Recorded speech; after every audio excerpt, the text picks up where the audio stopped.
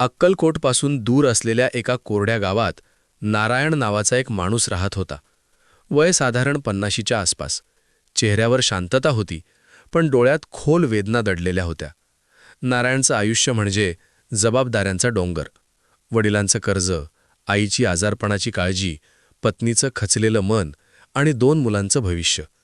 तो रोज सकाळी उठून स्वामी समर्थांचं नाव घ्यायचा, पण मनात प्रश्न कायम असायचा, स्वामी, एवढी परीक्षा का? एकामागून एक संकट यायला लागली. शेती पावसाअभावी गेली, नोकरी मिळेनाशी झाली, सावकार दरवाजावर उभा राहू लागला. गावकरी म्हणू लागले, नारायण फार देवभोळा आहे, फक्त नामस्मरण करून पोट भरत नाही. पण नारायण कधीच तक्रार करत नव्हता. तो म्हणायचा, स्वामी जे देतील ते स्वीकारायचं.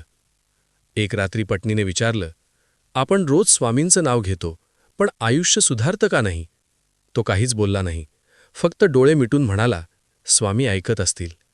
त्या रात्री नारायण खूप वेळ झोपलाच नाही. एक दिवस त्याने सगळं सोडायचं ठरवलं. न कुटुंबाला सांगता तो अक्कलकोटला निघाला. स्वामींच्या मंदिरात तो 3 दिवस उपाशी बसला.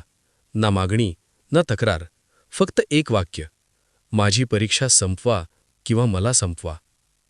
तिसऱ्या दिवशी स्वामी समर्थ त्याच्यासमोर उभे राहिले. ते काहीच बोलले नाहीत, फक्त एक नजर टाकली. त्या नजरेत करुणा होती, पण आदेशही होता. स्वामी म्हणाले, उद्या परत जा, तू जे पाहशील त्यावर विश्वास ठेव. गावात परतल्यावर नारायणला कळलं, सावकाराने घर जप्त केलं आहे. पत्नी मुलांना घेऊन नातेवाईकांकडे गेली होती. घर रिकामं होतं, आयुष्य रिकामं वाटत होतं. तो जमिनीवर बसला, डोळे मिटले. पहिल्यांदाच त्याच्या मनात विचार आला, देवही साथ सोडतो का? त्याच रात्री गावात एक साधू आला. तो नारायणजवळ बसला आणि म्हणाला, सगळं गेलं असं वाटतंय? नारायण काही बोलला नाही. साधू हसला, सगळं गेलं कीच देव काम सुरू करतो. त्या साधूने नारायणला सोबत नेलं. शहरात एका वृद्ध उद्योगपतीकडे. तो म्हणाला, हा माणूस प्रामाणिक आहे, याला संधी द्या. नारायणला साधं काम मिळालं. हळूहळू नारायणचा प्रामाणिकपणा सगळ्यांना दिसू लागला. त्याला जबाबदाऱ्या मिळाल्या, मान मिळू लागला. एका वर्षात त्याचं आयुष्य बदललं.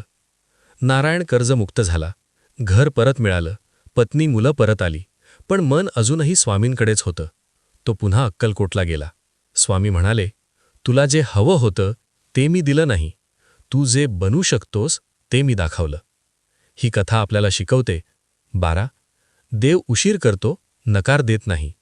12 संकट म्हणजे शिक्षा नसते, ती तयारी असते. 12 जेव्हा आपण पूर्णपणे तुटतो तेव्हाच ईश्वर आपल्याला घडवतो. आज जर तुमचं आयुष्य अंधारात असेल, एकटं वाटत असेल, तर लक्षात ठेवा, स्वामी समर्थ म्हणतात, सगळे मार्ग बंद झाले तेव्हा माझा मार्ग सुरू होतो. जय जय श्री स्वामी समर्थ. नमस्कार.